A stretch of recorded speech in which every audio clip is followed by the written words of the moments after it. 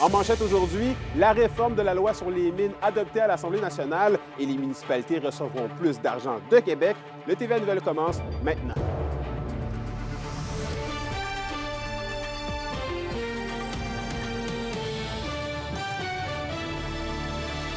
Bonjour tout le monde, ici Anthony Dallaire et bienvenue au TVA Nouvelle. On débute le bulletin dans le monde minier. Le projet de loi 63, cette réforme de la loi sur les mines, a été adopté hier. Pour nous en parler, je rejoins Félix Blacquer à Val-d'Or. Félix, est-ce que les amendements apportés sont plus favorables pour la région? Eh bien, selon la ministre des Ressources naturelles et des Forêts, Maïté Blanchette-Vézina, ils le sont. Donc, des changements ont été apportés au projet de loi suite à des consultations avec des régions minières comme celle de l'Abitibi-Témiscamingue. Notamment le droit de regrouper des droits exclusifs d'exploration, ce qui amène un allègement de la paperasse et aussi l'élimination de travaux obligatoires sur chacun des droits exclusifs d'exploration qui sont en périmètre urbain. Lors de son passage en août dernier dans la région, la ministre s'était fait souligner comme quoi que c'est comme si son projet de loi répondait à des inquiétudes de régions qui étaient moins habituées aux activités minières. Donc, j'ai demandé à la ministre justement si elle trouvait que les changements apportés à son projet de loi trouvaient un juste milieu entre les inquiétudes de ces régions-là et des régions qui sont plus habituées aux activités minières comme la nôtre. Voici sa réponse. Je suis convaincue qu'on est arrivé à donner les pouvoirs au MRC de choisir le développement qu'elle souhaite faire, là où elle souhaite le faire. Et ça permet d'à la fois permettre le développement en terre privée dans les secteurs où il y a de l'activité minière, mais aussi de permettre aux municipalités qui connaissent moins le secteur minier de prendre un pas de recul puis de pouvoir parler avec les entreprises minières qui souhaitent faire de l'exploration sur leur territoire. Oui, vous venez de le dire, il y a eu beaucoup de pression pour que des modifications soient apportées à la réforme. Mais concrètement, Félix, comment réagissent certains acteurs du milieu de la région? Eh bien, le directeur général de l'Association de l'exploration minière du Québec, Alain Poirier, ne va pas tout à fait dans le même sens que la ministre. Selon lui, les changements apportés à la loi ne sont que cosmétiques. Les pouvoirs attribués au gouvernement sont, selon lui, encore trop grands, ce qui freine la prévisibilité des projets miniers. Et selon l'association, le projet de loi fait en sorte que ça va être plus long développer des nouveaux projets miniers, ce qui risque de placer le Québec en retard par rapport à l'exploration des minéraux critiques. C'est dans des secteurs qui vont être différents. C'est des minéraux qui sont aussi différents. On a moins d'expertise en Abitibi et dans le nord du Québec sur ces minéraux-là. Donc, ça va devenir excessivement difficile pour les entreprises de vouloir partir ce type de nouveaux projets-là. Ce qui fait en sorte que, on peut avoir des doutes certains sur est-ce que la transition énergétique du Québec va être réellement alimentée par des minéraux du Québec. Je vous reviens au TVA 18h avec un reportage complet sur le dossier. Parfait, merci Félix. Je vous en prie. Parlons économie maintenant. Alors que les municipalités en sont à finaliser leur budget pour l'an prochain, voilà que le gouvernement du Québec a récemment haussé le transfert d'une partie de la taxe de vente aux villes et villages qui leur sera versée en 2025. 647 millions de dollars seront redistribués, ce qui représente une hausse de 45 par rapport à l'année précédente, selon le ministère des Affaires municipales. Ici en région, par exemple, à Rouyn-Noranda, une prime financière d'éloignement est offerte, ce qui permet à la municipalité de toucher quelques millions supplémentaires. Pour la ville de Rouyn-Noranda, c'est quand même 1 200 000 de plus. Alors, oui, ça se traduit à cause de l'augmentation de base des revenus de TVQ au gouvernement, mais aussi parce qu'il y a une façon nouvelle cette année de redistribuer, si on veut, les argents. Donc, il y a un 10 du budget total du gouvernement qui est réservé pour des municipalités en lien avec l'indice des vitalités ou encore en région éloignée. Alors, la ville de Rouyn-Noranda est en région éloignée, bénéficie d'un surplus. Mais déjà, il était prévu qu'on aurait davantage de base. Mais ça vient s'ajouter. Alors, on sait que la FQM a fait un gros travail aussi dans ce dossier-là. Et en santé maintenant, à l'approche de la journée mondiale de la lutte contre le sida qui a lieu ce dimanche 1er décembre, le Centre des Rosées, qui est un organisme communautaire régional de lutte contre le VIH-Sida, organise une semaine de sensibilisation au VIH. L'organisme va installer des kiosques dans les écoles secondaires de Rouyn-Noranda et au centre de formation professionnelle pour faire de la prévention auprès des élèves et du personnel.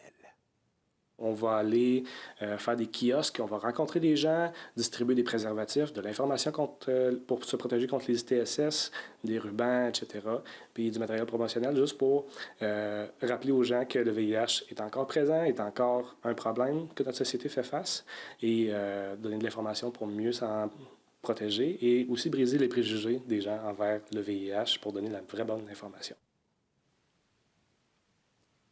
Et à la question du jour, on vous demande justement en lien avec cette semaine de dépistage, avez-vous fait un test de dépistage du VIH dans les 2 dernières années? Pour voter et commenter, rendez-vous au tvaabitibi.ca. Et toujours en santé, l'accès public aux défibrillateurs est questionné. La Fondation Jacques de Champlain considère qu'il y a encore beaucoup trop peu d'appareils enregistrés pour plusieurs régions, dont la nôtre. L'organisme réclame aussi un projet de loi depuis maintenant 10 ans. Un reportage de Sita Anjuli Labrec. Les données sont unanimes selon la Fondation. L'augmentation de défibrillateurs est considérable quand une loi est adoptée. Il y a plein d'autres États qui ont réussi à le faire déjà. Le Manitoba, pour ne nommer que celui-ci, au Canada a réussi. Pourquoi au Québec, on ne serait pas capable? S'équiper d'un DA, c'est une chose. S'équiper d'un défibrillateur et le mettre à la bonne place, c'en est un autre. Chaque année, 10 000 personnes sont victimes d'un arrêt cardiaque au Québec et 90 % des attaques sont fatales. En Abitibi-Témiscamingue, c'est seulement 256 défibrillateurs qui sont enregistrés. Selon la Fondation Jacques de Champlain, c'est nettement insuffisant pour un territoire aussi vaste. C'est silence radio depuis, on n'a pas vraiment eu de renforcement clair autre que, écoutez, c'est encore une priorité pour nous. D'accord, mais on en est où là? Pour nous, c'est absurde. On parle de centaines de vies de plus, peut-être jusqu'à 300 vies dans certains modèles plus optimistes qu'on pourrait réanimer annuellement, des gens qui contribueraient à la vie. Une loi pour l'accès public de défibrillateurs obligerait les détenteurs à enregistrer l'appareil pour aider les services d'urgence et les citoyens à réagir en situation d'urgence. Ce qu'on veut, c'est vraiment que cette loi-là soit adoptée au Québec, de voir que c'est une loi transpartisane, c'est une loi très simple d'adoption et de mise en place. Avec la loi du Bon Samaritain, des questions se posent. Est-ce sécuritaire d'utiliser un défibrillateur? Et faut-il une formation pour utiliser ces appareils? Le citoyen sauveteur qui prend l'initiative d'aider quelqu'un n'a pas besoin de formation et cet équipement est parfaitement sécuritaire. Aucun risque possible. Tout ce qu'on a à faire, c'est de l'amener au chevet de la victime, l'allumer et suivre les directives vocales et visuelles. Un enfant de 6 ans peut l'utiliser. Et c'est très, très, très clair et facile. On ne peut pas nuire. La personne en arrêt cardio-respiratoire est déjà décédée. On peut juste aller mieux à partir de là. Et même si on se sent stressé et qu'on n'est pas à l'aise, dites-vous qu'en appelant le 911, un répartiteur médical d'urgence peut vous guider en plus à faire ces étapes-là. D'ici l'obtention d'une loi, la Fondation invite tous les citoyens et les détenteurs de DEA de s'inscrire à l'application DEA Québec. L'application va permettre à plus de gens de pouvoir réagir lors d'une situation d'urgence parce qu'elle va pouvoir informer les gens d'où sont situés les défibrillateurs et de l'heure de leur accessibilité. Ça va aussi permettre aux services d'urgence de pouvoir mieux diriger les gens lors des appels d'urgence vers le défibrillateur le plus proche. Sita Anjuli Labrec, RNC Nouvelles, Rouyn-Noranda. Et au culturel, l'auteur, compositeur, interprète Alex Pic sera en spectacle solo ce soir à la Bibliothèque municipale de Rouyn-Noranda. Il vient interpréter dans la bibliothèque les chansons de son premier album « C'est une belle journée, je crois », sorti en août 2024. Billet disponible dès maintenant au comptoir de près de la bibliothèque. Et les 2e prix Régal avaient lieu hier soir au Théâtre du Cuivre de Rouyn-Noranda. Et c'est l'auteur, compositeur, interprète bien connu, Guillaume Laroche, qui a remporté le Régal d'artiste de l'année, déterminé par le public. Le Régal Pilier de la culture a été remis à l'ancienne directrice du Centre musical en sol et mineur, Suzanne Blais, qui a passé 40 ans à y enseigner. Et celui de la découverte de l'année a été remise à l'auteur et musicienne Gabrielle Izagari-Falardeau. Et au sport, grosse fin de semaine de hockey à la maison pour nos équipes de la LHJMQ. Et pour nous en parler avec moi, Alexandre Cabana. est en studio. Bon, Alexandre, il faut dire, ce sont deux rivaux de division qui s'amènent en Abitibi. Là. Oui, le Phoenix de Sherbrooke et l'Armada de Blainville-Boisbriand sont de passage ce week-end. Pour les Huskies de Rouyn-Noranda, ça signifie un match de la plus haute importance ce soir, alors qu'ils accueillent à la maison l'Armada. On parle ici des deux meilleures équipes de la division qui s'affrontent. Un duel important parce que depuis déjà 2 semaines, la Meute affiche un niveau de jeu en deçà de ce à quoi elle nous avait habitués depuis le début de l'année. Le dernier week-end a été mauvais pour la troupe de Steve Hartley, avec entre autres une défaite contre les pauvres Olympiques de Gatineau avant de se faire blanchir 3-0 contre Drummondville quelques heures plus tard.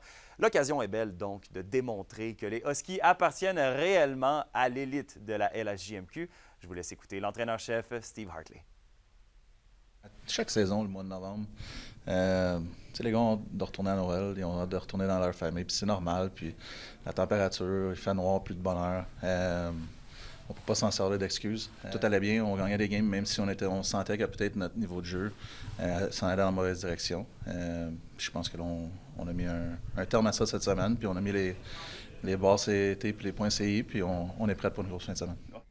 Et pour ce qui est des Foreurs, ils reçoivent le Phoenix de Sherbrooke ce soir au Centre Nico Eagle. Et le vrai défi sera pour eux demain, samedi, 16h, face à l'Armada de Blainville-Boisbriand. Bon, ce sont donc des matchs à suivre. Très bien, merci Alexandre. Au plaisir. Et à la météo de l'Abitibi-Témiscamingue, aujourd'hui, c'est majoritairement de la faible neige intermittente pour tous les secteurs, avec des maximums de moins 4 degrés Celsius. Et pour ce soir et cette nuit, c'est généralement nuageux, avec 30 à 40 % de probabilité d'averse de neige au courant de la soirée. Les minimums seront de moins 9 degrés Celsius pour l'Abitibi et de moins 6 degrés Celsius pour le Témiscamingue. Merci d'avoir été avec nous ce midi. N'oubliez pas que TV Abitibi-Témiscamingue est sur YouTube, X et maintenant sur Blue Sky. Et si vous voulez aller voir ou même revoir les bulletins et reportages de nos collègues, sur ce, je vous souhaite une belle journée et on se retrouve au TV à 18h.